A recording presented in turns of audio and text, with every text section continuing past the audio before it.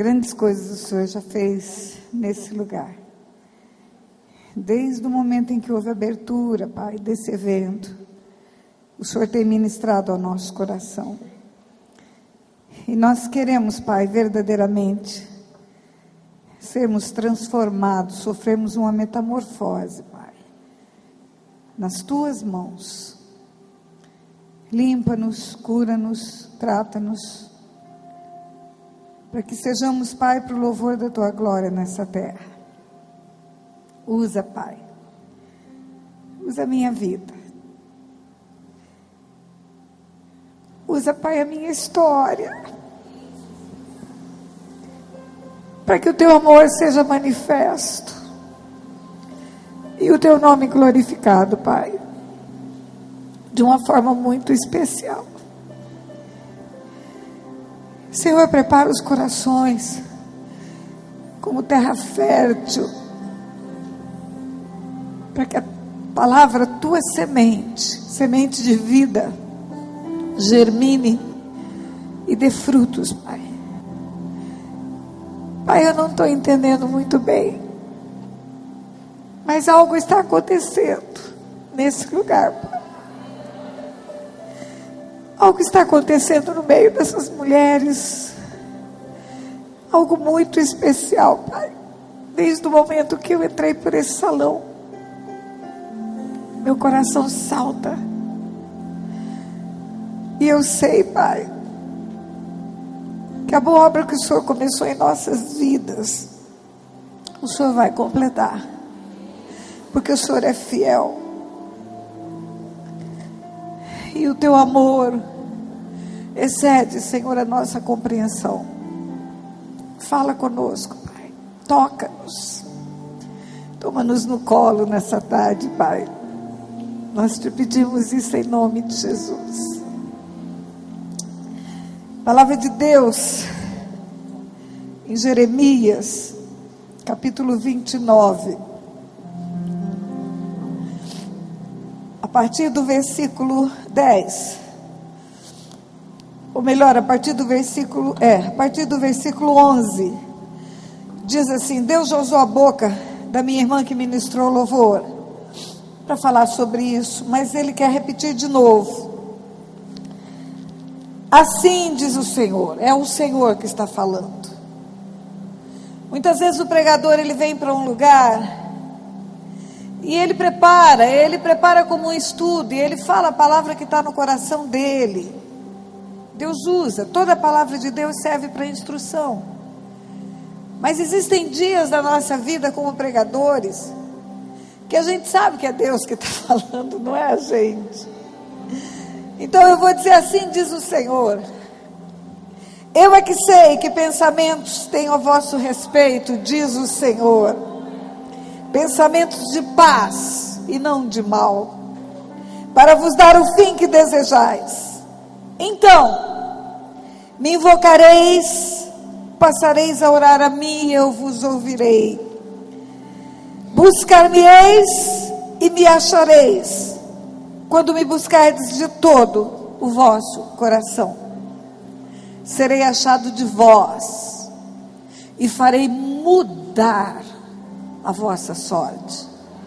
O Senhor diz para você, mulher: serei achado de vós e farei mudar a vossa sorte. E farei mudar a vossa sorte. O Senhor mudará a nossa sorte. Eu vou contar minha história para você, não porque ela tenha algum valor. Talvez a sua história seja pior do que a minha e tenha mais o que contar, mas para mostrar para você o que Deus faz, o que Ele pode, e que para Ele não há limite algum. Eu não nasci num lar cristão, como Joanita, que veio aqui contar da sua mãe pastora, ou como a minha irmã Andréia.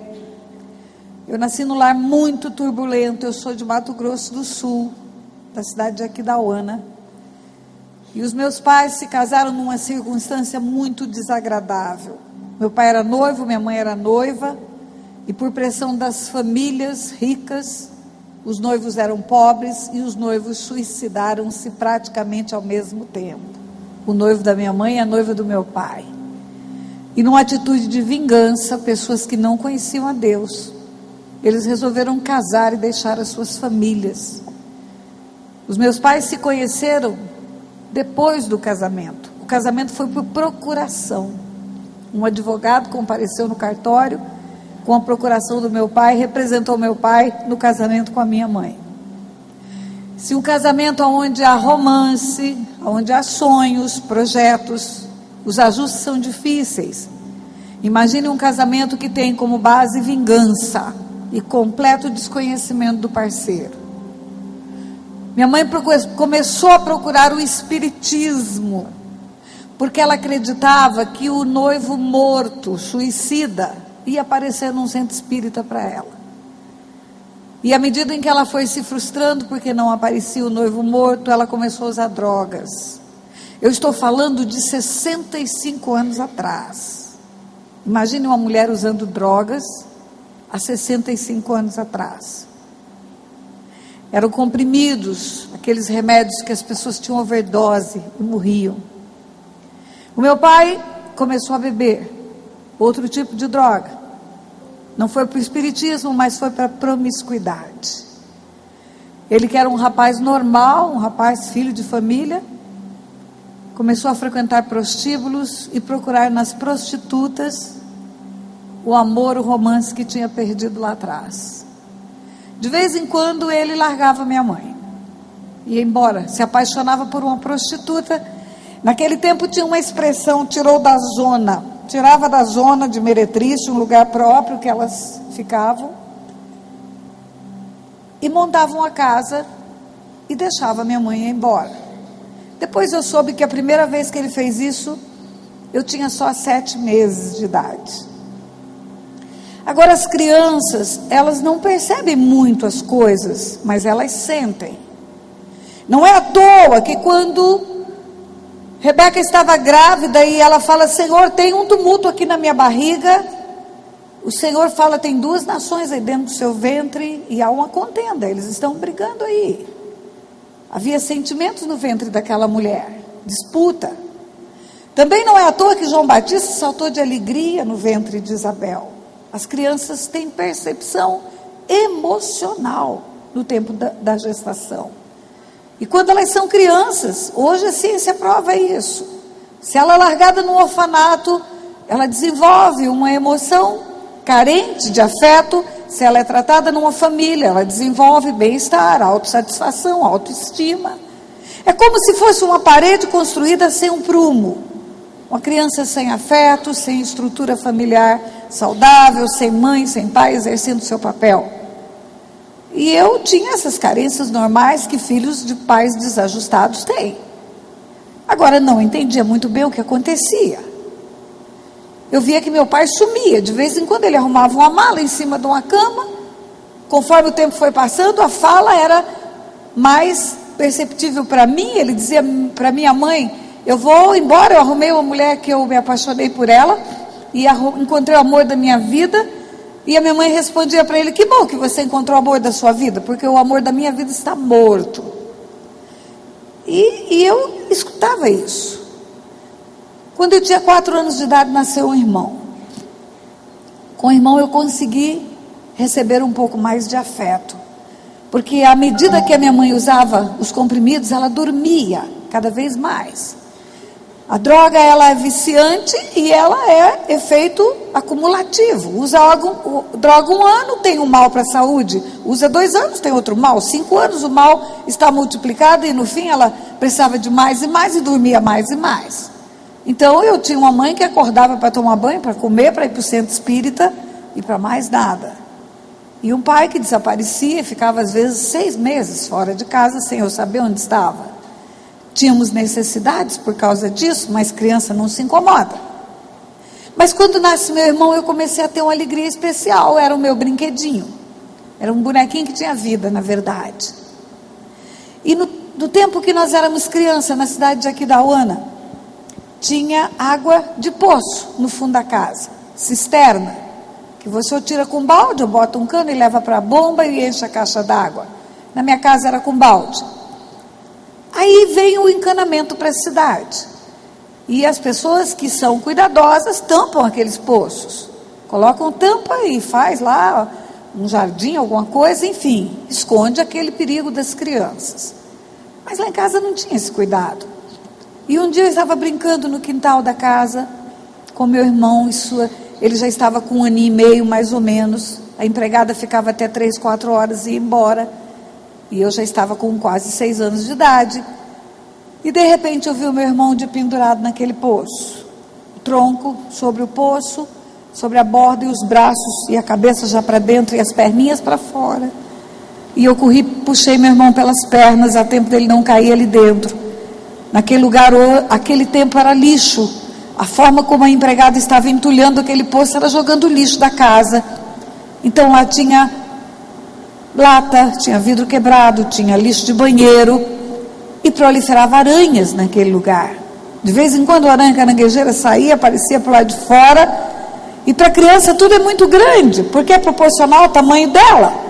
Se o adulto vê uma aranha desse tamanho, a criança vê desse tamanho. Então eu tinha pavor daquele poço. Esse pavor era tão grande que eu à noite não tinha coragem de descer da cama para ir ao banheiro. Porque na minha imaginação de criança, ia ter uma aranha no chão, eu ia pisar e a aranha ia me morder. E também não havia ninguém que pusesse um interruptor para você acender a luz e ver que não tem aranha. E chamava a mãe está dormindo, não acorda porque toma comprimido para dormir. E aí eu dava um jeito e urinava na cama, nas beiradinhas da cama. Fazia uma moldura de urina na minha cama. Cada noite urinava num cantinho. Quando aquela moldura estava feita, urinando nos 4 cantos da cama, eu mesma arrastava aquele colchão fedido e punha no sol. Eu tinha nojo, eu me sentia suja, eu corria para o banheiro. Criança acorda e vai para o banheiro tomar banho, eu ia, porque eu sentia cheiro de xixi no meu corpo o dia inteiro. Mas quando eu vi o meu irmão pendurado naquele poço, foi pior do que o xixi. Eu imaginei que meu irmão fosse cair ali naquele lugar e fosse morrer. E naquela hora, com 5 anos de idade, eu tive noção do abandono que a gente vivia. Na minha cabeça veio: por que esse poço está aberto? Por que minha mãe está dormindo e nós estamos aqui do lado de fora, brincando nesse lugar imundo? E aonde que está o meu pai? Por que o meu pai e minha mãe não cuidam de nós dois como o vizinho cuida dos filhos? Por que o meu irmão fica jogado aqui comigo? Ele faz o que ele quer e ninguém vê o que está acontecendo.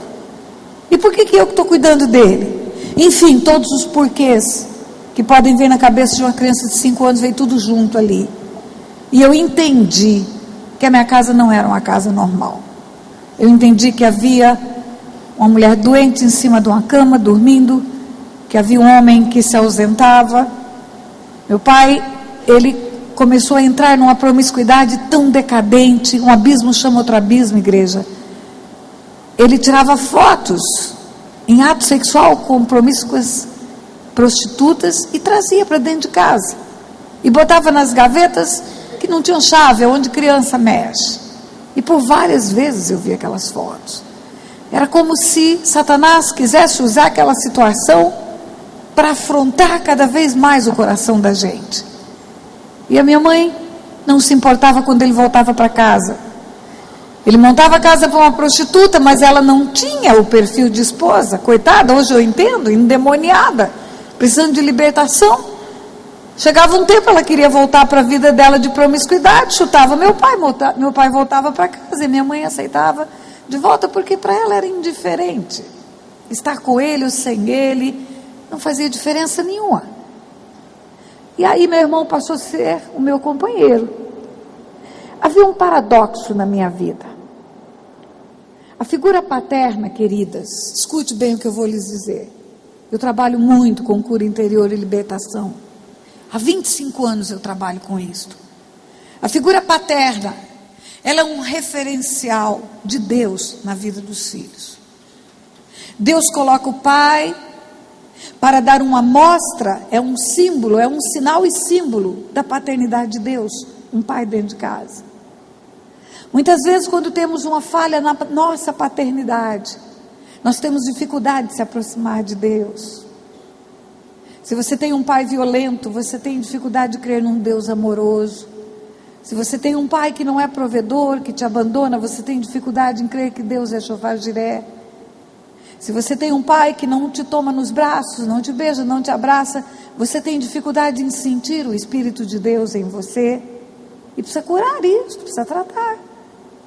Queremos Deus, mas queremos Deus no alto e sublime trono, não próximo, porque pai não é bom, e Deus Pai acaba sendo próximo, e no íntimo do nosso coração, sem saber que a paternidade que tivemos atrapalhou o nosso conhecimento de Deus. Vivemos capengando às vezes na igreja, sem cair nos braços do Pai como Ele quer. Mas a verdade é, a figura paterna é um referencial até da nossa sexualidade. Muitas pessoas pensam que o pai, ele define a identidade sexual do menino e a mãe define a identidade sexual da menina. Não é verdade. O pai define a identidade sexual dos dois. Quando o menino olha para um modelo paterno bom, ele pensa: eu quero ser um homem igual ao meu pai. E a referência paterna do pai define a sua sexualidade masculina. Homem, caráter, homem, dignidade, homem, respeito. Quando a menina olha para um modelo de pai perfeito, um modelo de pai saudável, ela pensa no seu íntimo: quando eu crescer, eu quero ser uma mulher capaz de conquistar um homem igual ao meu pai. E acaba esse referencial masculino servindo para afirmar a identidade feminina dela. Por isso que você pergunta para as menininhas: com quem você vai casar? Ela fala: com meu pai. Quem quer ser o namorado? Papai. Se a mãe chegar para a menina e falar assim: você está linda, minha filha, tem efeito. Se o pai falar: você está linda, minha filha, tem outro efeito. Então a figura masculina, paterna, ela é um referencial na vida de uma menina, de uma filha e de um filho. E eu não tinha nenhum referencial masculino na minha vida. O meu avô paterno morreu sem eu conhecer. O meu avô materno ingressou no vício da bebida, botou a perder tudo que tinha, terminou bêbado no fundo de uma casa de uma filha. O único tio que eu tinha, homem, as outras todas eram mulheres. Um dia meu pai estava ausente de casa e chegou o pedido de material escolar meu, e a minha mãe não tinha dinheiro para comprar, não trabalhava, só se drogava. E ela mandou chamar esse tio, e ela disse: olha, chegou o pedido de material escolar da Tânia, e eu não tenho dinheiro, seu irmão vai e volta, não dá para você adiantar o dinheiro, ou comprar o material para mim? Quando ele voltar, ele te paga. E aquele tio olhou para mim, eu estava na sala do lado da minha mãe, não devia ter mais do que 7, 8 anos de idade. Ele olhou para mim e ele falou: se não tem pai, se o pai está na prostituição, tira da escola. Eu não vou dar dinheiro para sustentar filho de vagabundo. Tira da escola, estuda quem pode estudar. Então os referenciais masculinos que eu tinha eram esses. Aí tinha uma pessoa que vendia drogas para minha mãe. Era um homem idoso, cabeça branca, frequentava o centro espírita com ela. E esse homem passou a ser um referencial para mim. Então era um paradoxo. Ao mesmo tempo que eu odiava ir naquela farmácia para comprar o remédio, na verdade vendia fiado, para comprar o remédio que botava minha mãe dormir o dia inteiro, eu tinha alegria de ir naquele lugar, porque aquela pessoa, aquela figura, era a única pessoa que me tratava com respeito, que olhava para o meu cabelo, que é crespo. Imagine isso há 50 anos atrás, 60 anos atrás, sem condicionador, sem gel, era uma juba de leão, assim que era meu apelido. Mas aquele homem dizia para mim: você não tem juba de leão, você tem cachinhos. E eu fui para a escola com esse perfil familiar, com esse desajuste, não tendo referencial paterno, não tendo segurança, não tendo estrutura, não tendo carinho, não tendo afeto, não tendo provisão. E a provisão é outro capítulo, porque criança não tem só a necessidade de comida, roupa e remédio. A roupa era pouca, era um uniforme que tinha que durar de segunda a sexta. Se caísse café com leite, na segunda ficava até sexta-feira com café com leite. Não tinha um segundo para trocar. Tinha que lavar no sábado o uniforme que usou. E criança não tem necessidade só de uniforme, de sapato, de comida, de remédio. Eu não sei se você viveu esse tempo, eu sou bem mais velha do que a maioria das mulheres que estão aqui, mas no meu tempo de criança tinha um suspiro cor-de-rosa da padaria. Olha, a água escorria pelo canto da boca. E uma Maria Mole, e um pirulito todo colorido que olhava para mim toda vez que eu passava. E aí eu comecei a arrumar um jeito de ganhar dinheiro. O primeiro jeito que eu arrumei é pecado, já está confessado. Eu conto para a igreja de coração aberto, porque Deus já perdoa, que eu sei. Tinha uma fábrica de bebidas perto da minha casa, e eles compravam vasilhame naquele tempo. Você levava a garrafa vazia e pagava mais barato pela garrafa cheia do líquido, porque você na verdade pagava só o líquido, fazia uma troca de vasilhames, não era como é hoje, que tem um PET de plástico poluindo o mundo aí.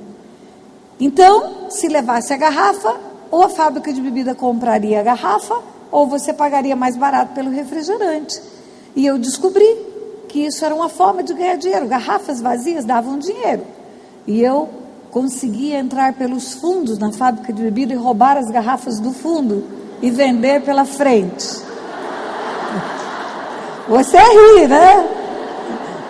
Agora você ri, mas eu queria ver você lá, com taquicardia, criança morrendo de medo de ser pega, envergonhada, humilhada, porque está roubando garrafa, furtando garrafa, e o medo que eu tinha disso.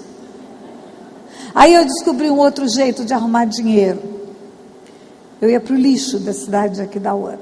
Era menos perigoso do que furtar garrafas.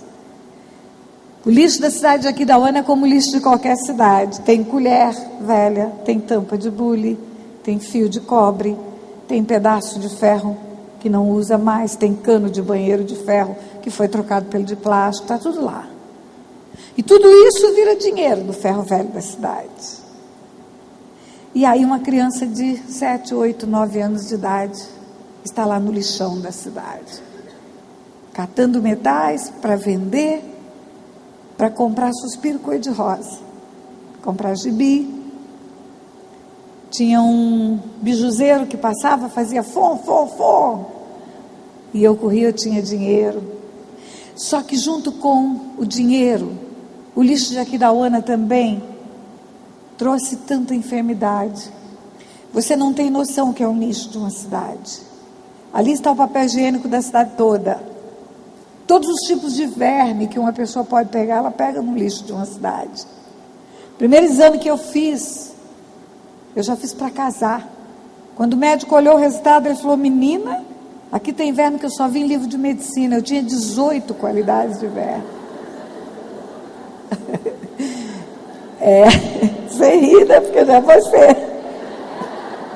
E junto com os vermes, sabe o que vem? Dor de barriga, barriga inchada, manchas na pele, dor de cabeça, mau hálito, tontura, irritação. Mas era criança, as coisas iam andando. Quando eu entrei para a escola, ficou um pouco mais difícil viver. Porque as crianças são muito sinceras. Elas falam a verdade. E eu comecei a escutar. Não fica junto de mim. Porque quando a minha mãe vier me pegar, ela não pode me ver. Você só pode brincar comigo na hora do recreio. Porque as mães das crianças iam pegá-las na escola. A minha não.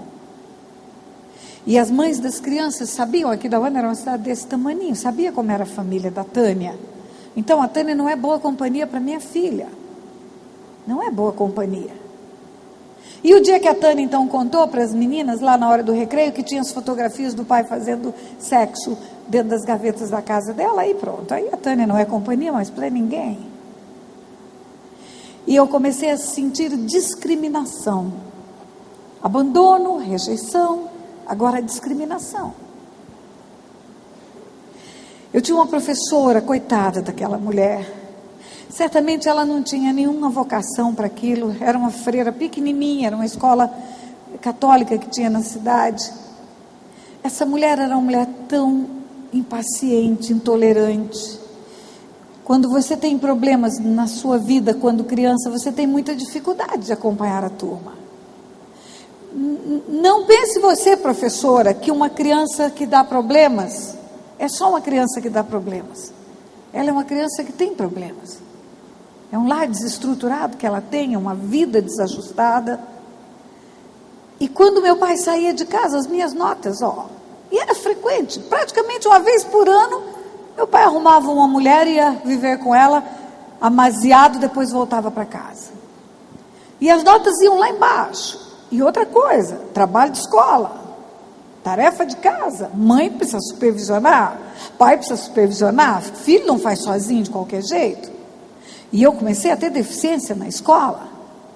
E aí eu comecei a escutar dessa professora: você é burra! E aí um dia, eu não trouxe feito um trabalho que devia ser simples, mas eu não tive condição de fazer. E ela mandou escrever no quadro negro, de costa para a turma, 40 vezes: eu sou burra, eu sou burra, eu sou burra. E nas minhas costas pregou uma folha de papel escrito: Tânia é burra. E aquilo tornou-se motivo de chacota na sala de aula. Aí você experimenta a zombaria também. Desse dia em diante, eu comecei a desenvolver uma reação nervosa. Eu tenho até hoje, às vezes ainda acontece isso comigo. Sob muito estresse, eu tenho mãos frouxas, caio o que tem na mão. E quando essa professora se aproximava de mim, que eu não tinha feito a tarefa, eu deixava cair o que eu tinha na mão. Se era caderno, caía; se era livro, caía; se era lápis, caía; o que fosse, caía mesmo. Aí eu comecei a escutar em sala de aula: além de burra, está banada, não vai dar para nada. O que precisa da cabeça, não vai conseguir porque é burra. E o que precisa das mãos, não vai conseguir porque é estabanada. Se for passar roupa na casa dos outros, vai queimar. Se for costurar, vai estragar a costura. Enfim, é burra e é estabanada. E começa a escutar: você é porca. Por que porca? Porque a roupa está suja. Porque vem com o mesmo uniforme. Porque criança, mãe que vê se a unha está cortada ou se não está. É mãe que vê se o dente está bem escovado. É a mãe que fala: vai limpar a sua orelha. Então, além de burra, estabanada, ainda é porca. A escola tornou-se um lugar de martírio.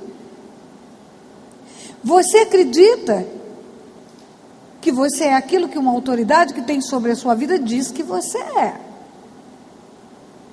E em casa, a omissão é total. Talvez em casa pudesse desfazer essa mentira do diabo. Mas em casa a sensação era de abandono total. Então restava de novo o seu Ângelo, aquela figura da farmácia, do velhinho, que nem era tão velho, devia ter a minha idade, mas para mim que era criança, era um velhinho, e que me dava um pouquinho de afeto, e de vez em quando um pirulito, uma balinha, alguma coisa assim. E aquele homem ganhou meu coração. Um dia eu cheguei na farmácia, e eu tinha um pouco mais de 9 anos de idade, não tinha 10. E ele disse: vem aqui atrás que eu quero te mostrar algo. E eu fui. Eu confiava nele desde a mais tenra infância. E eu sofri um abuso sexual naquele dia. Daquela pessoa que era a única pessoa que tinha um referencial bom na minha vida. E pior do que o físico, o estrago físico. Pior do que a vergonha que eu passei ali. Pior do que a humilhação foi o que eu escutei. Ele disse: agora você cala sua boca. Porque a sua mãe depende de mim para se drogar. E o seu pai ninguém sabe onde anda. Você fica quieta, porque ninguém vai acreditar em você. E eu corri daquela farmácia para casa. Cheguei em casa, acordei minha mãe, contei para ela. Ela não me bateu, mas passou perto. Ela disse: você é mentirosa, você vive reclamando de usar esse remédio. Você está falando mal de um homem que toda a cidade conhece como homem de bem.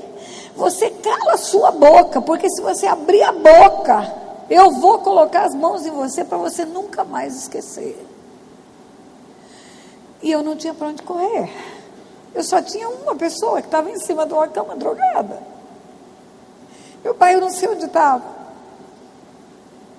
Eu não confiava em ninguém. Aí sabe o que eu fiz? Com 9 anos de idade, eu fui para a ponte do rio aqui da Hora para me jogar. 9 anos de idade.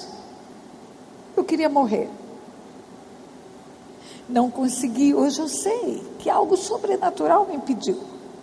Porque o desejo era grande de jogar diante daquele rio caudaloso lá, época de enchente na cidade, cair ali dentro era a morte certa.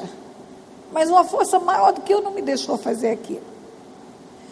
E as coisas pioraram muito a partir daí. Uma criança que sofre abuso sexual, ela começa a desenvolver um comportamento ou de introspecção total, ou de rebelião total. E eu me tornei a menina mais rebelde que você possa imaginar. Insuportável. Ninguém gostava de conviver comigo. O empregado não parava mais em casa. A turma do colégio, agora que eu nem queria chegar perto, eu é que fazia tudo para ninguém chegar perto de mim. E as notas pioraram sensivelmente. Tinha uma alegria na vida, era o Paulo. Dos 9 aos 12 anos aproximadamente. Adolescência, iniciando na minha vida, eu vivi os piores momentos que uma pessoa pode viver. Uma sensação terrível de não ter nenhum valor. É uma mentira do diabo isso, mulheres. Hoje veio uma mulher aqui, vieram 2, na verdade, falar de filhos. A pastora Joanita pregou sobre a história de Ana. Os filhos são a herança do Senhor. O fruto do ventre é o galardão. Os filhos não são feitos pelos homens, são feitos por Deus. Se os homens pudessem fazer filhos, Ana não ficaria chorando pelos filhos, ou Raquel não ficava gritando, dá-me filhos, ou Sara esperando filhos. O Senhor faz filhos. Não é só para Jeremias que ele fala, antes que eu te formasse e te colocasse no ventre da tua mãe, eu te conheci. É para todos nós. Antes que ele te formasse, te colocasse no ventre da tua mãe, ele te conheceu. Você veio para uma família como um presente, essa é a verdade. O homem não faz filhos, o homem faz sexo, e com as células, Deus usa para fazer a cápsula, onde ele vai colocar um espírito e uma alma, que ele vai enviar para a terra. E o homem não sabe fazer alma, e o homem não sabe fazer espírito, o homem recebe um presente de Deus, para cuidar e encaminhar.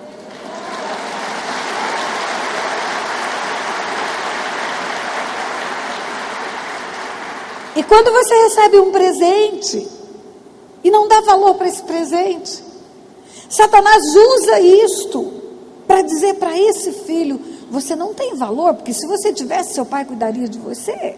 Você não tem valor porque se tivesse, sua mãe não te daria no orfanato. Você não tem valor porque senão não teria sido adotado. Mas é uma mentira do diabo. Eu tenho uma joia no dedo, é um anel, é ouro. Ele tem valor pela essência dele. A essência dele é ouro. Agora, se eu for tola, pegar esse anel e jogar naquele canto ali, ele não perde o valor, você entende? Eu é que perco o anel.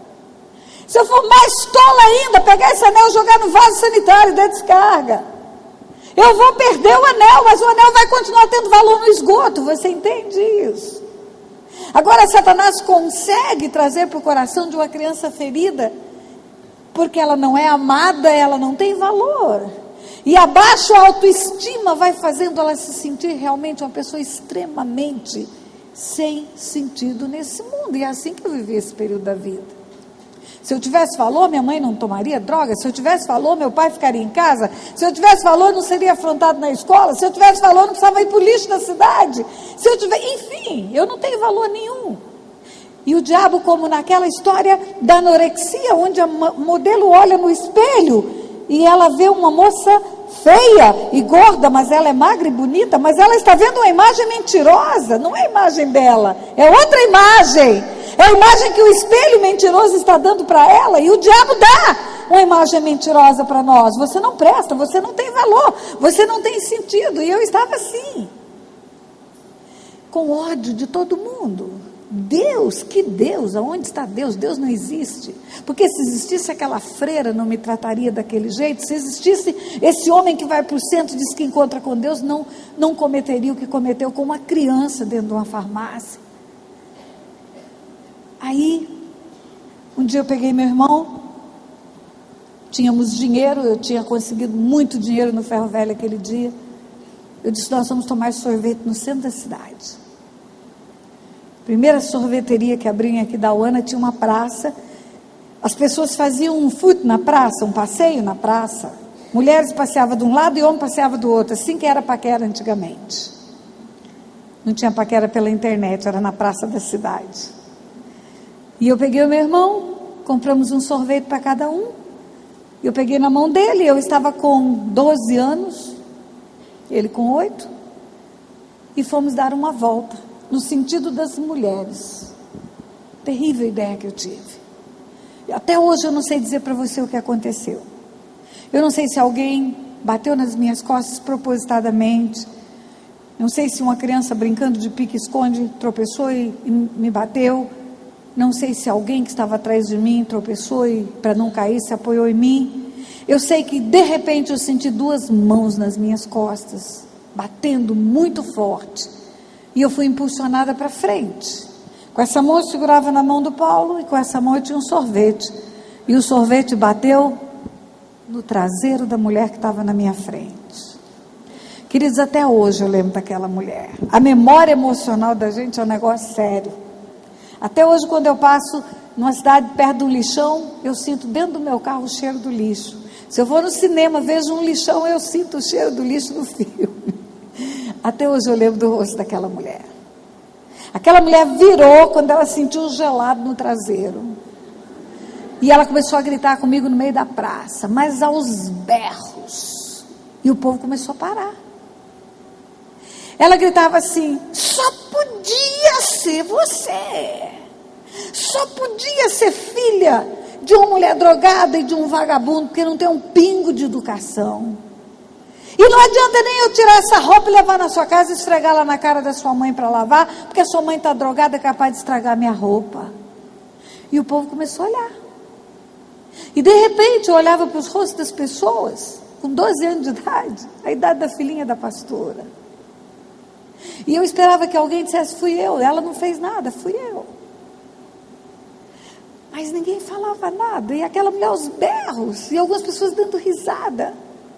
E eu senti um lixamento público ali, eu morri de vergonha. Peguei meu irmão pela mão, puxei, corri, cheguei em casa, abri a porta do quarto da minha mãe, ela estava dormindo, dormia o dia inteiro. Eu falei, olha, não conte mais comigo para nada, eu estou saindo da escola hoje, eu não estudo mais, eu sou burra mesmo, já reprovei 2 anos, e agora na praça da cidade eu sofri humilhação por causa da senhora, por causa do meu pai. Repeti para ela o que eu tinha ouvido e falei, não me peça para ir nem comprar nem água mais, porque eu não dou um passo fora de casa. Hoje eu sei que eu entrei em depressão. Porque ninguém fica dos 12 aos 14 anos trancado dentro de um quarto, igreja. Ninguém. Eu saía daquele lugar para tomar banho e para comer. E me enfiava de novo naquele quarto. Um dia eu estava com 14 anos de idade. Meu pai chegou e ele falou algo que eu escutei do meu quarto. Ele era funcionário do Banco do Brasil já nessa época.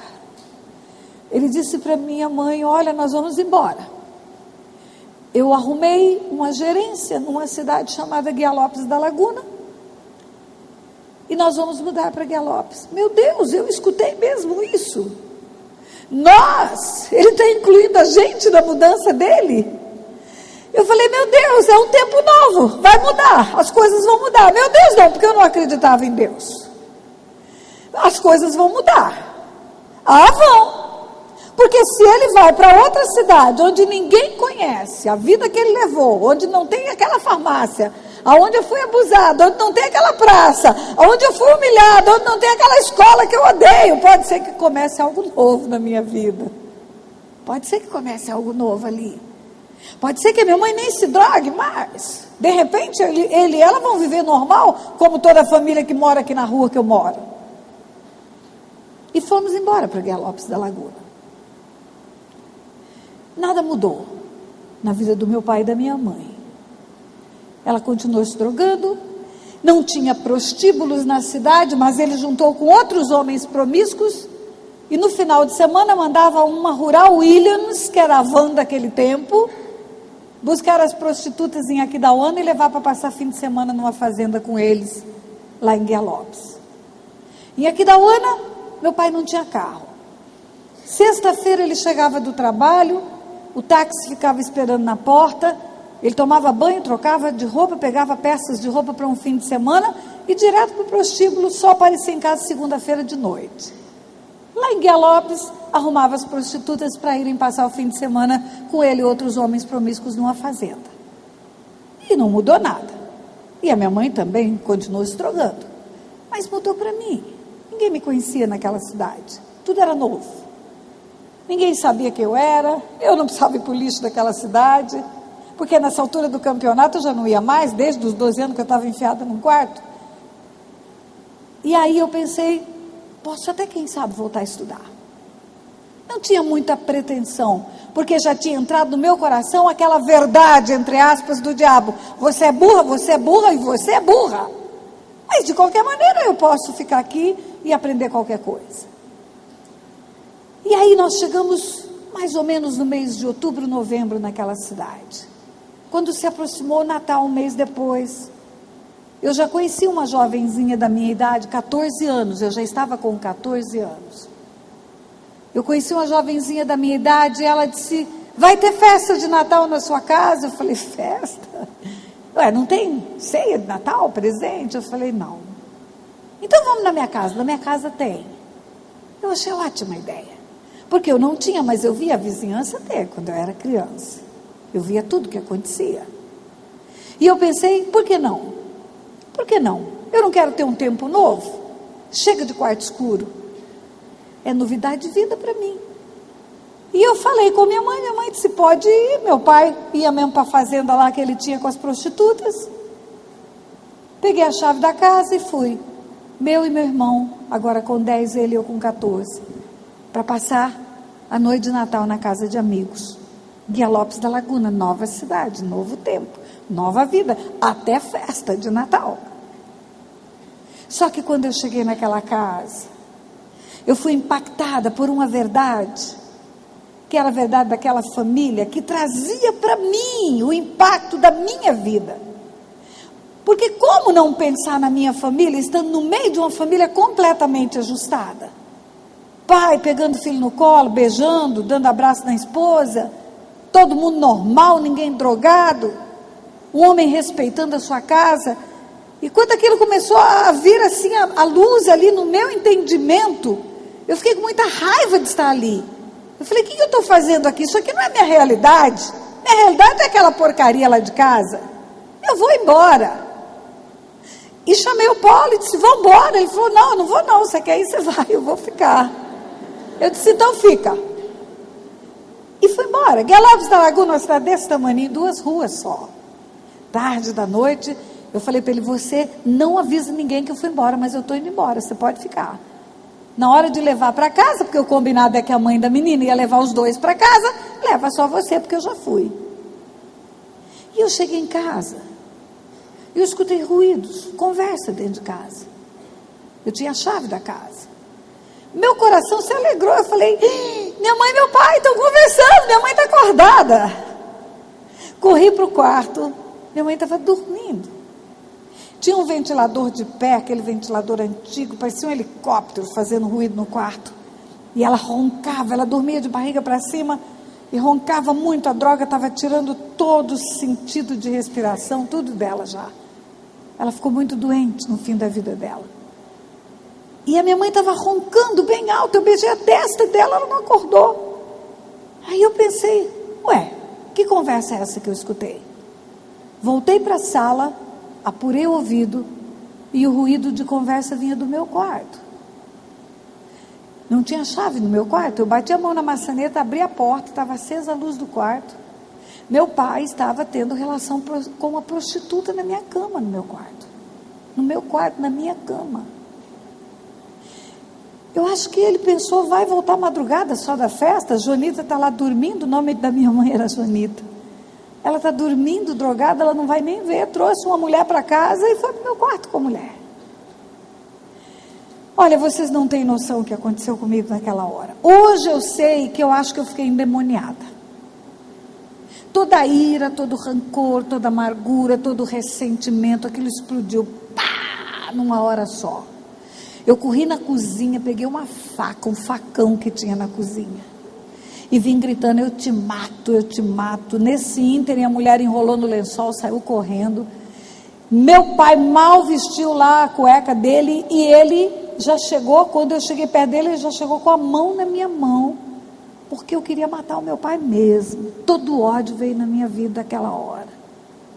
Passou como um filme tudo que eu tinha vivido até aquele dia. Teve uma época, meu pai alugou uma casa para uma prostituta na esquina da minha casa. E eu passando em frente à casa daquela mulher para ir para a escola, ela deu um grito, menina! E criança é boba, olha. Ela levantou a saia, ela estava sem nada embaixo, ela disse, é disso aqui que teu pai gosta, não é de você. Tudo aquilo veio na minha memória. Teu pai gosta de prostitutas, não é de você. E eu comecei a gritar, eu te mato, e todo mundo acordado, é noite de Natal, 24 de dezembro, a cidade inteira está em festa. E lá, o barraco caiu, a gente fala lá no Rio, caiu o barraco, quer dizer, é o escândalo. De repente a casa estava cheia de vizinhos, estava cheia de gente, eu gritando, com um facão na mão, eu te mato, e meu pai segurando minha mão. A minha mãe acordou, claro, com essa gritaria, veio para a sala, entendeu o que aconteceu, enfim, não demorou 15 minutos, a casa estava cheia de gente, e o que veio à minha memória? A praça de Aquidauana. Eu falei, olha o que eu acabei de fazer aqui. Eu não fugi de lá por causa de humilhação, de vergonha. Agora eu é que faço o escândalo aqui. E junta esse povo todo, e acabou a cidade inteira. Agora sabe qual é a minha história. Não precisa de uma mulher gritar, sua mãe é uma drogada e seu pai é um vagabundo, porque eu mesmo estou dizendo isso para todo mundo aqui. Porque eu gritava, só porque você está drogada em cima de uma cama que está acontecendo. Você é culpada de não ter vida nessa casa. E ao mesmo tempo eu gritava, e você é um vagabundo, não respeita ninguém. Agora era eu que estava gritando isso. Era eu que estava traindo o escândalo. Quando caiu a minha ficha, que eu vi aquele mundo de gente dentro de casa, eu corri para o quarto, cortei os 2 pulsos. 14 anos de idade. Agora Deus é tão bom, igreja. Aquela mulher que me levou para a casa dela, ela sentiu falta. Chegou para o meu irmão e perguntou, cadê a Tânia? A Tânia foi embora. Como foi embora? Eu que tenho que levar, eu que fui buscar. E ela foi bater lá em casa, largou a festa dela no meio e foi em casa. Quando ela chegou, que ela viu a confusão e rapidinho ela entendeu. Ela foi para o quarto me procurar, me acudiu, me socorreu. E aí costura os pulsos no hospital e tudo, e acaba tudo. Mas eu não dormi naquela noite. 24 para 25 de dezembro, eu lembro até hoje daquela noite. Eu não dormi. Todo mundo foi para sua festa, minha mãe voltou para os comprimidos dela, meu pai envergonhado foi para o quarto, ficou quieto. E eu passei a noite inteira maquinando. E na minha mente um plano diabólico começou a nascer. Eu disse, meu pai gosta de prostitutas, não é? Ele acaba de dar uma prova disso. Não importa a esposa, não importa filho, não importa nada, nem o nome dele. Meu pai agora é um gerente do Banco do Brasil aqui nessa cidade. Ele não está preocupado com isso. Meu pai gosta mesmo de prostitutas, pois então tá. Eu vou me tornar uma prostituta. Eu vou me entregar para metade dos homens dessa cidade. E quando eu estiver deitado com a metade dos homens dessa cidade, eu vou chegar para ele e vou dizer, o senhor não gosta de prostitutas? O senhor tem uma aqui dentro de casa, sua filha. É claro que hoje eu sei que isso é um grito de socorro. Eu sei, eu cuido de gente. Que isso não era vingança, muito pelo contrário, isso era um grito de socorro. E eu comecei a maquinar, como é que eu ia fazer? Passei 4 dias só maquinando o mal. 4 dias planejando. E na minha cabeça eu falei, quer saber, eu vou envergonhar ele muito. Eu vou começar, sabe por onde? Vou começar por uma república, onde os funcionários solteiros do Banco do Brasil moram. Eu não tinha namorado. Ali tem 5 ou 6 rapazes solteiros, e eu vou começar me entregando para quem trabalha junto com ele no banco. Quando eu for contar para ele, eu vou dizer, sabe por onde que eu comecei? Pelos seus funcionários. No dia 28 de dezembro, eu enchi a cara. Fiquei bêbada. Por volta de umas 3 horas da tarde, eu bati lá naquela república. A porta estava aberta. Era calor, cidade pequena. Quem já morou em cidade pequenininha sabe que as pessoas nem encostam porta nem janela para cochilar. Devia ser feriado ou sábado. A cidade estava morta. E não tinha 5 rapazes lá dentro daquele lugar. Tinha só um rapaz. Eu acho que porque era Natal e Ano Novo, a maioria foi passar com a família, todo mundo de fora, de cidades de fora. Naquele tempo o concurso do Banco do Brasil era nacional, agora é regional.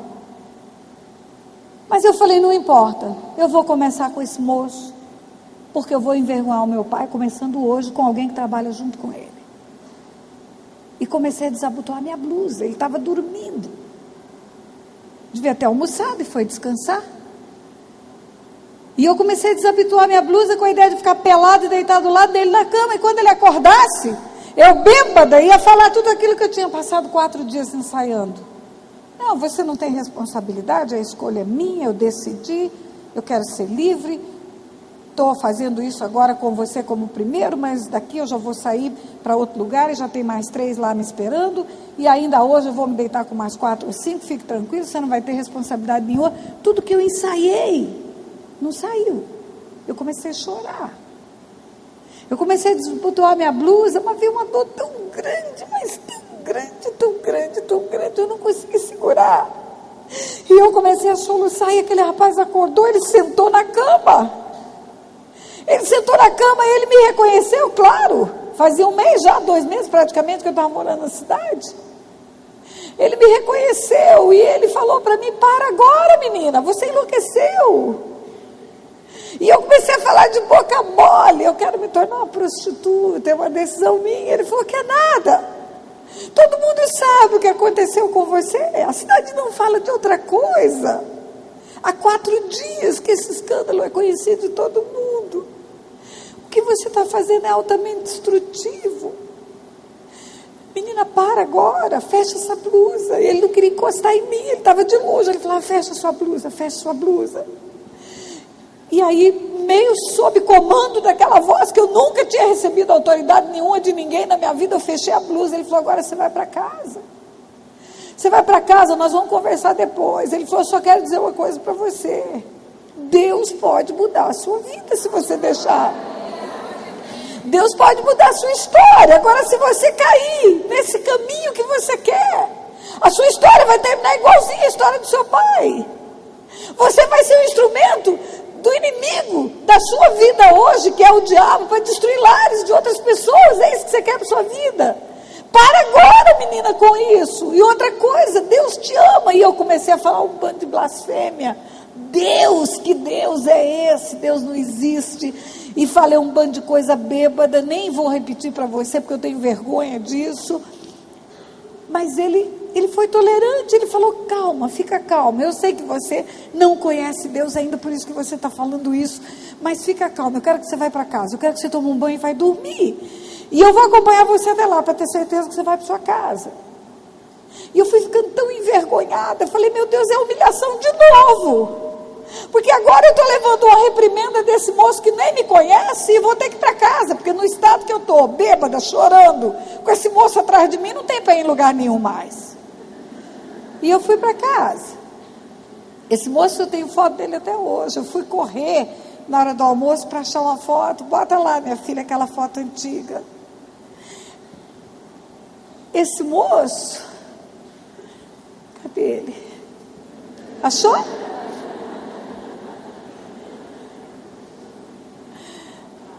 Apareceu lá. Então, esse moço era jovem ainda. Ele era muito jovem. Mas ele tinha princípios cristãos. Ele nasceu no lar cristão, ele nasceu no lar que tinha tudo que eu não tinha. Ele nasceu num lar que tinha respeito de família. E certamente, quando ele soube da minha história, ele teve muita misericórdia de mim. Muita. E aí, naquele dia, ele usou toda a autoridade que um jovem pode ter nessa idade. Ele era muito jovem. Para me dizer, vai para casa, para agora. Amanhã, quando você estiver bem, porque você está bêbada, nós vamos conversar. E no dia seguinte ele foi. E voltou a falar de Deus para mim. E eu voltei a blasfemar. E ele falou, olha, você está falando tudo isso porque você está ferida. Você está machucada. Tudo que você conhece da vida é o que aconteceu com você. E eu deixei escapar algumas coisas que ninguém sabia do passado, da infância. Ele falou, pois é, por causa de tudo isso que você é assim. Mas Deus pode mudar isso. Porque a especialidade de Deus é trazer vida nova para a gente. Eu falei, você fala isso porque você tem uma família ajustada. Porque tudo na sua casa é normal pelo que você está falando. Ele falou, pois é, mas se Deus entrar na sua casa, tudo pode ficar normal também. Pode tirar a foto dele. Eu sei que esse moço foi paciente comigo. Mas 4 meses, ele me convenceu que eu não deveria ser uma prostituta. Mas até ali eu estava convencida que eu tinha que levar adiante esse projeto. Mais uns 4 meses, ele verdadeiramente me convenceu da existência de um Deus tremendo. E eu entreguei meu coração para Jesus.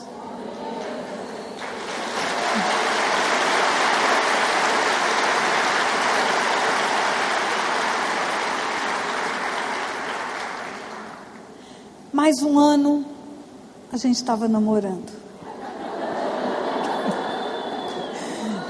E mais um ano a gente estava casando.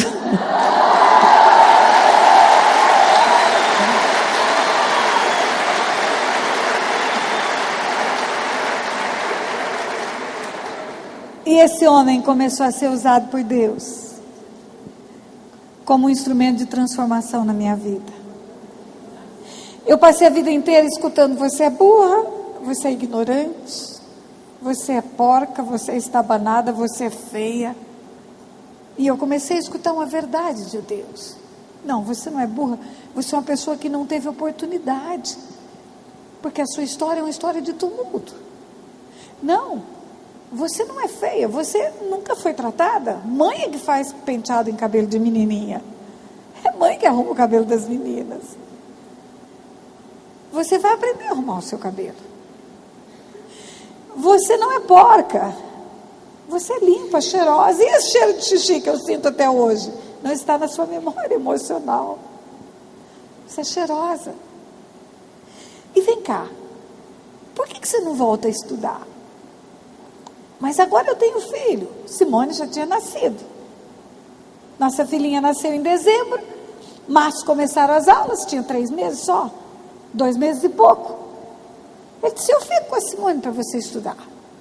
Vamos, termine pelo menos o ginásio, que parou no primeiro ano do ginásio, aquele tempo, ensino fundamental, era 4ª série de ginásio, estava no ensino fundamental. E aí eu fui me matricular numa escola, Guia Lopes da Laguna. Escola, professora Salomé de Melo Rocha, aquele grupo escolar antigo, janelões. O meu marido saía do trabalho cansado do banco e ficava com a neném para eu poder estudar, e a neném chorava, e ele ia com a neném para a rua, e de dentro da sala de aula eu via ele com a neném, e ele com a neném me via na sala de aula, e ele falava para ela, não chora não, ela, mamãe está lá dentro, não chora não, dorme aqui, dorme aqui. E eu via aquela cena, era frio, o baço abriu frio, ela toda encapuzada, ele cansado, tinha saído do banco aquela hora. Aí eu chegava em casa e dizia, vou parar. Ele falava, não, não para não, ela vai crescer, ela vai acostumar. E não deixou parar. E eu terminei o ginásio. E daqui a pouco eu estou grávida de novo. 3 anos depois, nasceu minha primeira filha, nasceu o segundo filho. Aí, não tem mais nada na mesma cidade, só tem uma outra cidade, o Normal. Uma cidade mais ou menos perto, dá para ir de ônibus, todo dia para a escola e voltar para casa. Mas, ó, eu estou barriguda. Ele disse, leva a barriga para o Normal. Pronto. E eu levo a barriga para o Normal, e eu faço o Normal. E aí nasce o segundo filho. E termina o Normal, aí nós fomos para uma cidade chamada Pochorel, Mato Grosso. Ele foi ser subgerente já, a carreira dele já estava em ascensão. Lá em Pochoré, um dia ele chegou e disse assim para mim: Tânia, você sabe que é um desperdício uma pessoa como você não fazer faculdade. Eu vou fazer a minha inscrição para agências de uma cidade grande para você poder estudar. Mas eu não podia imaginar que ele ia renunciar à carreira dele para isso, porque ele já era subgerente. Para ele ir para o interior, ele tinha que cair 2 postos na carreira, senão ele não conseguiria ir para a capital. Pois ele caiu 2 postos na carreira. E um dia chega do banco e diz: nós vamos para o Rio de Janeiro. Mas Otto, como? Ele falou: já chegou a transferência. E lá no Rio de Janeiro você pode estudar. E eu cheguei no Rio de Janeiro, bom, nessa altura eu era professora, formada na Escola Estadual Normal de Jardim, Mato Grosso do Sul. Então eu posso arrumar emprego no Rio de Janeiro como professora, claro, é óbvio. Aí pega o meu currículo de Escola Normal Estadual de Jardim e vai bater na porta das escolas no Rio de Janeiro. Até algumas tinham entrevista e a diretora falava assim: qual é a sua formação mesmo? Normal. E depois do normal? Nada. E você acha que você vai dar aula só com curso normal aqui no Rio de Janeiro? Não, mas eu fiz o normal bem feito, eu era aluna do 3º ano e era professora do 1º, de tão boa que era a minha nota, é verdade, para a escola não fechar. Imagina que escola era essa. O aluno é que dava aula. A mulher olhava para mim, enfim, bati em várias escolas. Minha filha, um dia uma mulher foi sincera: você tem que fazer pedagogia, você tem que ter um curso superior, se possível fazer ainda um pós-graduaçãozinha, para você, uma pós, para você poder arrumar emprego no Rio de Janeiro. Não é assim não, minha filha. Aí eu falei: pronto, eu preciso trabalhar. Nessa altura do campeonato, meu pai tinha ido embora de vez. Ele foi, voltou, foi, voltou, foi, voltou. Um dia ele foi e nunca mais voltou. E quando ele foi e nunca mais voltou, meu irmão estava nas drogas.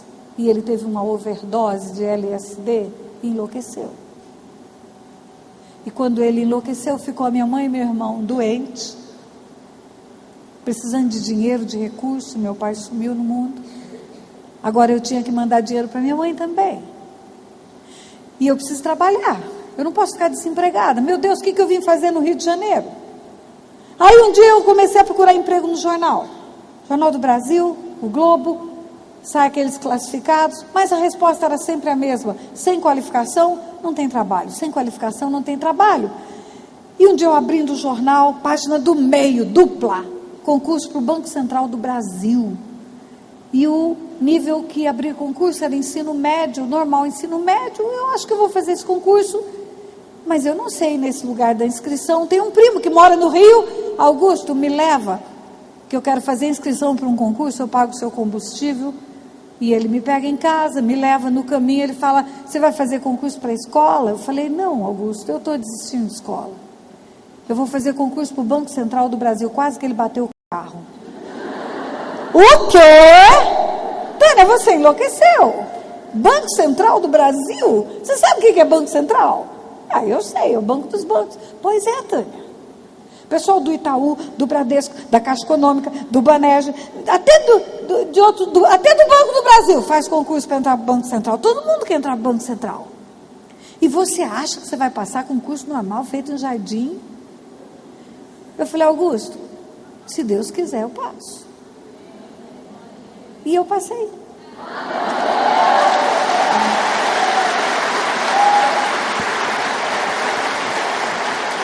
Aí eu descobri o seguinte: no Banco Central do Brasil, o melhor emprego era de advogado. Porque o advogado do banco dava plantão de 4 horas só. E o resto do serviço intelectual ele podia fazer em casa ou no escritório dele. E para mim, que tinha filhos, longe da família, longe de todo mundo, era o emprego ideal. 4 horas de trabalho, ganhando bem, o resto do dia trabalhando em casa. É tudo que eu quero. Eu quero ser advogada do banco. Só tem um detalhe: advogado do banco tem que fazer direito primeiro, né? Aí eu entrei para o banco em julho. Em setembro, outubro, sai a inscrição para vestibular no Rio de Janeiro. E eu fiz a minha inscrição para direito na Universidade do Estado do Rio de Janeiro. Desisti da magistratura, do magistério, perdão.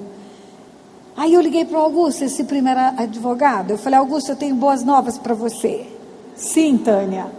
Falei: eu não quero mais saber de magistério, porque eu falei que eu ia trabalhar no Banco Central para pagar a minha faculdade, pedagogia, para depois dar aula. Não era isso que eu tinha falado? Era.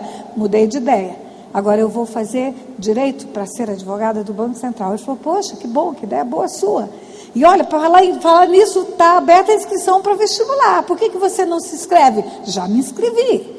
Aí ele disse: vai fazer na Gama Filho? Gama Filho era a melhor universidade particular do Rio, onde ele se formou, perto da minha casa.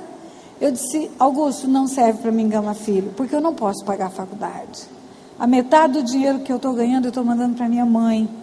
E a outra metade é o que a gente está ajudando na despesa do mês. Então eu fiz vestibular para uma faculdade, inscrição para uma faculdade só, que fica no meio do caminho entre a minha casa e o Banco Central, que é a Universidade do Estado do Rio de Janeiro. Aí ele falou: você enlouqueceu agora de vez. Aí enlouqueceu. Ele falou: Tânia, você vai perder a oportunidade, anula essa inscrição e faz outra. Por que, Augusto? Ora, minha filha, você com escola normal, em Jardim, quer passar em vestibular de UERJ? Você enlouqueceu, Tânia. O pessoal que passa em vestibular de universidade pública no Rio de Janeiro é tudo filhinho de papai. Estudou nas melhores escolas do Rio de Janeiro. Todo mundo tem cursinho pré-vestibular. E você vai fazer um vestibular desse, vai passar? Eu falei: eu também sou filhinha de papai. E se papai quiser, eu vou passar.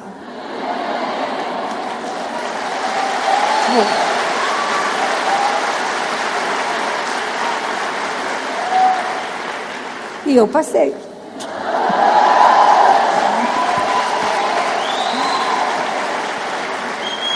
Aí, vai fazer direito. Sacrifício com filho, com casa, saindo de casa com marmita na bolsa. A faculdade era de manhã, porque eu não queria estudar à noite, eu queria ter convivência com meus filhos. Eu sofri tanto na carne, não ter uma família presente. Falei: não posso ficar o dia inteiro trabalhando, ainda de noite, ir para uma faculdade, vou ver meus filhos só hora que acorda, hora que dorme, não quero isso para a minha vida. Aí eu falei: bom, eu vou chegar para o meu chefe, porque eu já estava ganhando uma comissão. Banco Central do Brasil, quem trabalha expediente integral ganha mais 40% do que quem trabalha meio expediente. Eu vou chegar para o meu chefe e vou dizer que eu posso trabalhar só meio expediente, porque eu passei na faculdade a partir de março, quando as aulas começarem, e eu vou juntar dinheiro de agora até março. Quer dizer, o resultado da faculdade, do vestibular, sai em novembro, dezembro, até março dá para juntar um dinheirinho para aguentar um pouco aí. Aí eu fui conversar com o meu chefe. Falei para ele: eu tenho duas notícias para o senhor, uma boa e uma ruim. Ele falou: então dê a boa. A boa é que eu passei no vestibular de Direito da UERJ. Vou estudar de graça, seu Geraldo. O senhor já pensou? De graça. Não vou gastar um tostão para fazer faculdade. Vou estudar na biblioteca da cidade, não preciso comprar livro. Mas vou estudar de graça. E a ruim, seu Geraldo, é que o senhor vai perder uma funcionária, que o senhor precisa ter alguém de tempo integral. E eu vou perder 40%, o senhor vai perder uma empregada, mas eu não posso dar noite, seu Geraldo, eu preciso cuidar dos meus filhos. O senhor sabe, eu tenho uma criança e tenho uma pré-adolescente. Aí ele olhou bem para mim, e até hoje eu lembro do olhar daquele homem. Ele falou: vou te contar um segredo, minha filha. Eu tenho 3 filhos que não quiseram estudar. 2 moças e um rapaz, que faz o que quer da vida.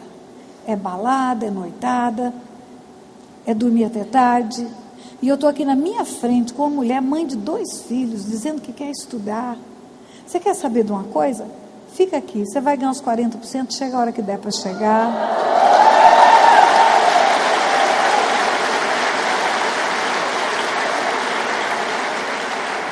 E eu fiquei com aquele dinheiro, deu para comprar livros, deu para ajudar a minha família. 5 anos de muita dificuldade. Aí termina direito. Mas não é automático. Você termina direito e vira advogado do banco. Tem concurso para advogado do banco. E o concurso tinha 3 vagas. Uma em São Paulo, no Rio e em Brasília. E para ficar no Rio, eu teria que passar em primeiro lugar, porque quem passasse em primeiro lugar ia escolher o Rio de Janeiro, claro. E eu não podia mais exigir do meu marido outro sacrifício, de cortar a carreira dele, porque agora ele era gerente no Rio. E pedir para ele abrir mão da carreira dele para ir para outra cidade. Eu não iria viver longe dele. E aí eu estudei. Fiz a minha inscrição, apareceu 8 meses depois que eu terminei a faculdade. apareceu o concurso para advogado do banco. E eu estudei. Orei, pedi muito a Deus. Deus, se o Senhor quer mesmo isso na minha vida, se o Senhor me trouxe para cá para entender que isso é um tempo que eu posso cuidar dos meus filhos, trabalhando, vivendo nessa cidade, ajudando meu esposo, ajudando minha família, se o Senhor me quer mesmo nessa vida profissional de advogado, o Senhor me ajuda nesse negócio. E claro, papai é papai. E passei em primeiro lugar e fiquei no Rio de Janeiro.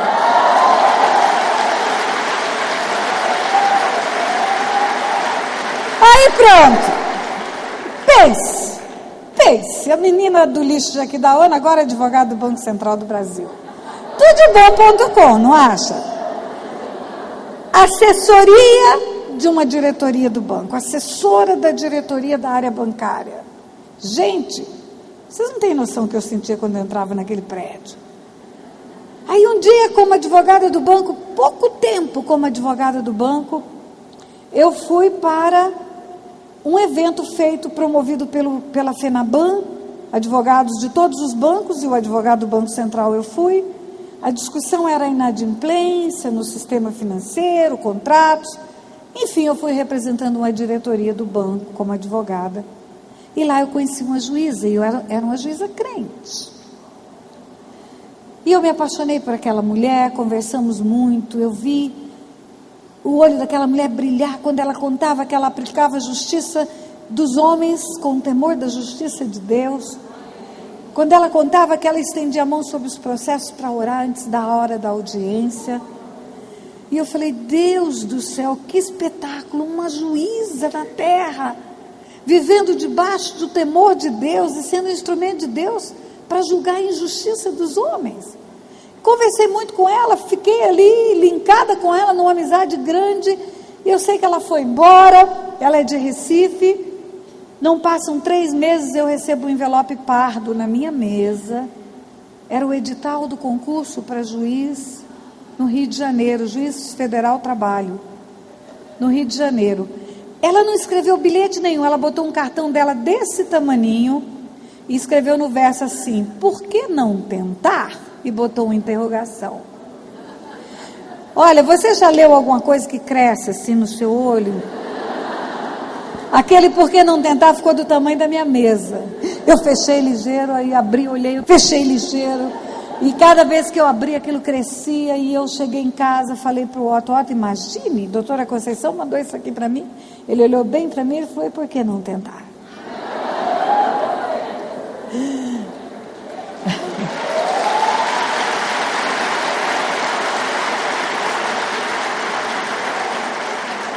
Encurtando a história, eu passei no primeiro concurso para juíza que eu fiz, no Rio de Janeiro.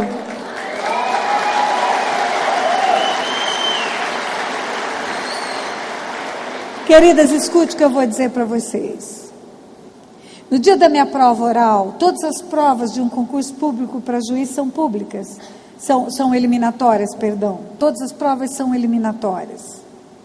A última prova é pública, é uma audiência pública, a prova oral. Você é inquirido publicamente, com plateia. Todo mundo tem torcida, são advogados renomados, conhecidos na cidade. A minha torcida era composta de 4 pessoas, era meu marido, minha filha, meu filho e a minha neta correndo pelo meio do salão, porque a minha filha estava grávida já do 2º filho. Quando eu passei no concurso para juíza, eu já era avó, estava esperando o 2º neto. Primeiro dia que eu entrei na Avenida Presidente Vargas, na Avenida Rio Branco, para ir para o tribunal, veio à minha memória tanta coisa. Eu lembrei do primeiro dia que eu entrei naquela avenida com o Jornal do Brasil na mão, para procurar emprego. O dinheiro que eu tinha na mão, porque eu estava desempregada, e a minha mãe precisando de coisas, de bênçãos, meu marido trabalhando duro, mas não podendo sustentar a nossa casa e a casa da minha mãe. Eu ia com dinheiro para comer um pastel e tomar um caldo de cana no centro do Rio de Janeiro. Era certinho, era o dinheiro do ônibus de ida, de volta, um pastel e um caldo de cana. O dia que eu entrei na avenida pela primeira vez, com meu carro, na Avenida Rio Branco, uma avenida enorme no Rio de Janeiro, Deus falou comigo. Ele falou, filha, Você está vendo isto? Eu já vi isso lá atrás. Os meus pensamentos são mais altos do que os seus. Os meus caminhos são melhores do que os seus. Tudo isso eu já planejei no meu coração para você, muito antes de você me conhecer. Meninas, se aparecesse um anjo do Senhor, naquele lixo da cidade de Aquidauana, um anjo e falasse assim: menina, escuta o que eu vou dizer para você. Você vai sair desse lixo. Você vai sair desse lugar de humilhação. O Senhor vai enviar um filho dele para falar do amor dele para você. E mais, o Senhor vai te dar honra. Você já foi tão desonrada nessa vida. O Senhor vai colocar honra na tua vida. O Senhor vai curar você. Vai tratar as suas feridas. Vai tratar a sua verminose. O Senhor vai levar você para uma cidade grande. Você vai estudar. Você vai ser advogado. Você vai ser juíza no Rio de Janeiro. Agora, melhor do que ser juíza, sabe o que o Senhor vai fazer? O Senhor vai levar você para cuidar de pessoas abusadas sexualmente. E sabe o que mais o Senhor vai fazer? Vai levar você para pregar novidade de vida, não só na sua terra, que é o Brasil, mas em muitos lugares desse planeta. Você sabe o que eu ia falar para aquele anjo? Eu ia falar: anjo, você está completamente enganado. Você está vindo no endereço errado e você está falando para a menina errada, porque isso é impossível de acontecer. Mas não é. Não é quando o Senhor diz: buscar-me-eis e me achareis, se me buscardes de todo o vosso coração, serei achado de vós e farei mudar a vossa sorte. Ele pode fazer isso com qualquer pessoa. Não é o Senhor que nos empurra para a queda, é o diabo que usa tudo que ele tem nas mãos para nos destruir. Mas quando estamos fora do esconderijo do Altíssimo, o inimigo encontra lugar para chegar na nossa vida. A minha história é muito maior do que uma tarde. Mas eu quero dizer para você que meu pai, 29 anos depois que deixou a minha mãe, ele voltou para casa. Ele se converteu.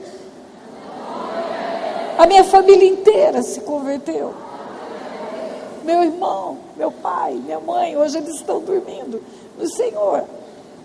Mas eu quero dizer para você que o diabo trabalhou ardentemente para destruir a minha vida desde o meu nascimento. E eu acreditava em tudo que eu vivi. Eu acreditava que aquilo era o que Deus tinha permitido e o que Deus estava dando o aval para Satanás na minha vida, mas não é verdade. Na verdade, o Senhor estava querendo que eu viesse para Ele, para mudar a minha sorte.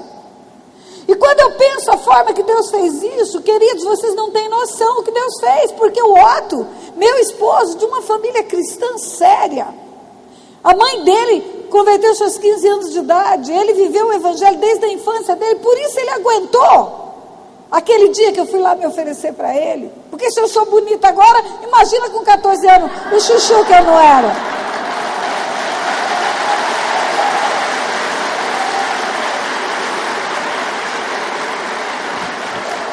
Sabe o que Deus fez? Deus permitiu que o concurso do Banco do Brasil fosse nacional, para o Otto sair de perto da família dele e lá me encontrar. Porque se eu morasse na mesma cidade que a família dele morava, talvez ele não fosse o meu esposo hoje, porque ele era um homem com muita submissão à autoridade dos pais.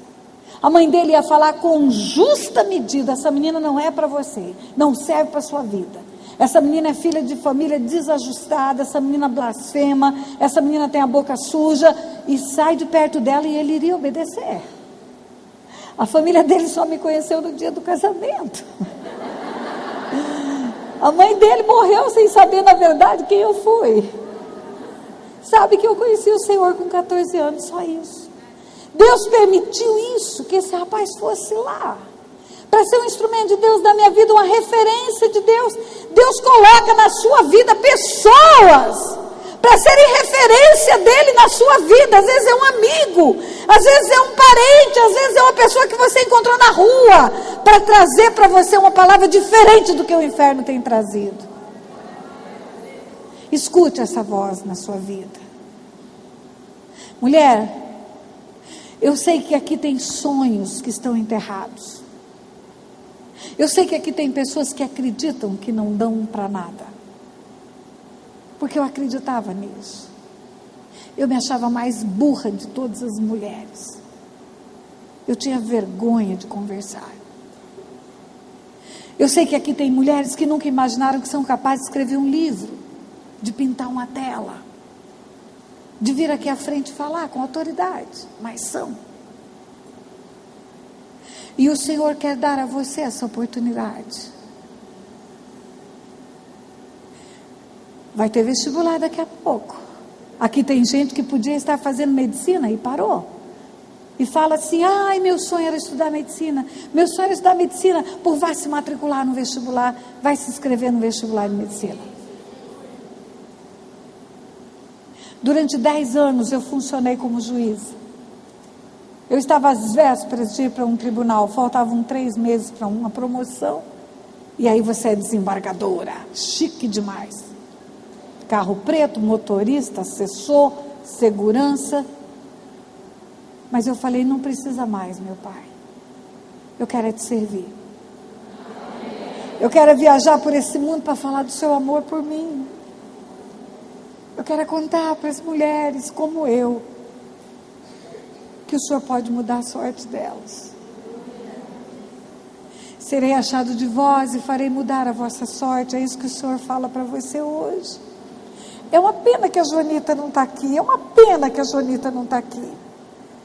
Porque eu quero mostrar para ela que o meu amado é muito guapo também. Bota a foto do meu amado. Até eu quero descer para ver o meu amado.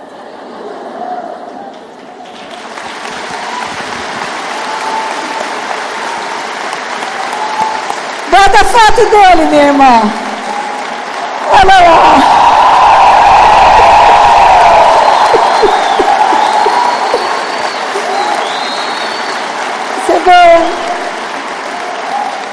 Não paga não, minha irmã, deixa aí, deixa essa foto aí. Olha lá, é o instrumento de Deus na minha vida. Ele me ensinou que existem homens de bem nesse mundo. Ele me ensinou que existem pessoas que podem ser instrumentos de Deus na terra. Ele me ensinou que nós somos preciosas, muito preciosas para Deus. Ele me ensinou que nunca é tarde, que você pode ter oportunidade de fazer aquilo que o teu coração desejou um dia. Ele me ensinou que Deus existe, que o amor de Deus é incondicional. Ele me ensinou perdão. Ele me ensinou a perdoar os meus pais. Ele me ensinou a dar valor para o que verdadeiramente tem valor. E ele me ensinou que a minha vida é como uma pérola nas mãos de Deus. Deus usou as feridas, Deus usou os machucados e fez uma joia. E hoje, o inferno inteiro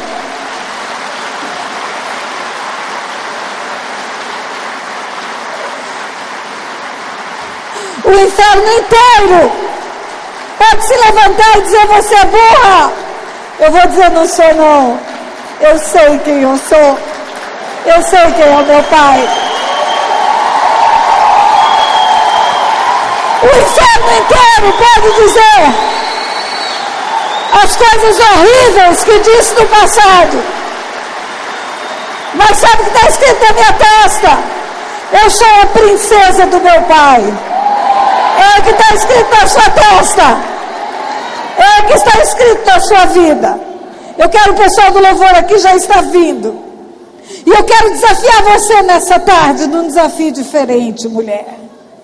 Mulher, você tem um tesouro na sua vida. de dons, de talentos. Você tem um potencial na tua vida, que Deus colocou em você, planejou para você, no dia que Ele enviou você para essa terra. Existem sonhos de Deus para a sua vida. Existem sonhos de Deus para a sua vida. E esses sonhos podem vir ainda a acontecer. Não há limite de tempo, presta atenção. Eu era avó, quando eu passei no concurso para juíza. Não há limites para você. Eu escutei a minha irmã Jonita dizer que veio aqui há 5 anos. Daqui 5 anos, quem sabe Deus me traz de volta aqui. E aí eu vou ver as médicas, as advogadas, as comerciantes, as artistas virem dar o testemunho aqui. Os sonhos de Deus para você são mais altos do que você imagina. Volto a dizer para você, se o anjo de Deus aparecesse naquele lixo e falasse para mim que tudo isso ia acontecer, eu ia dizer impossível. Não tem impossível para Deus. Não há impossível para o seu Deus, para o meu Deus. E olha, eu vou dizer uma coisa para você. Quando na parábola do filho pródigo, o pai responde para o filho ciumento: filho, tudo que é meu é teu. Sabe o que o pai está dizendo para nós? Tudo que é dele é nosso. Ele nos deu a terra, o planeta para habitar. Todas as riquezas da terra Ele deu para nós. Deus não precisa de nada que há na terra. Tudo Ele fez para os homens. Ele nos deu o Filho. O Filho que morreu na cruz para nos resgatar. E vimos no primeiro dia ontem aqui muitas mulheres virem se entregar a esse Filho. Ele nos deu o Espírito dele habita em nós. Quando o Filho ressuscitou dentre os mortos, Ele deu o Filho outra vez, sabia? Porque está escrito que Ele ressuscitou, foi elevado à maior autoridade do universo, assentou-se nas regiões celestiais, à destra de Deus, e o Pai o deu para a igreja outra vez, para ser cabeça. Ele foi dado de novo, 2 vezes para nós. A Bíblia diz que o Pai deu os anjos a nosso serviço. A Bíblia diz que Ele tem uma eternidade preparada para nós. Você acha que esse Deus que já deu tudo isso, que não reservou nada para Ele, não quer dar para você toda a alegria da sua vida? Não quer realizar os desejos do teu coração? Agrada-te do Senhor e Ele satisfará os desejos do teu coração. Agrada-te do Senhor e Ele satisfará os desejos do teu coração. Eu vou desafiar você. Eu vou passar para o louvor para cantar. Não vou ficar ministrando aqui. Eu vou pedir à pastora André que venha ministrar. Mas eu vou desafiar você que tem um sonho que você já não acreditava mais nele. Você que desistiu de um projeto. Você vem pedir perdão e dizer: Senhor, eu autorizo o Senhor a agir de novo, para que se cumpra. Eu entrego para o Senhor de novo as possibilidades, porque o que eu mais escutei na minha vida foi que eu não seria nada. Mas o Deus que eu sirvo é tudo, e nele eu tudo posso, você entende? E não acabou não, ainda tem muita coisa para acontecer na minha vida. Não acabou não, eu ainda tenho 63 anos e ainda tenho muito que viver na vida. Então eu vou desafiar você a vir aqui à frente, pedir a Deus para ressuscitar o teu projeto, desengavetar esse projeto, porque você vai ser mulher águia para voar alto em todos os lugares da sociedade. Você vai fazer coisas que você não imagina em todos os lugares da sociedade. Deus quer mulheres águias voando alto no comércio, na indústria, na política, em todos os lugares, nos serviços, nos negócios. Deus quer mulheres águias voando alto e deixando as marcas de Deus em todos os lugares. Venha mesmo e fala: Pai, Me perdoa pela inércia e pela falta de fé. Porque eu quero de novo voltar a voar. Voltar a voar nos lugares que o Senhor já tem preparado para mim. Em nome de Jesus.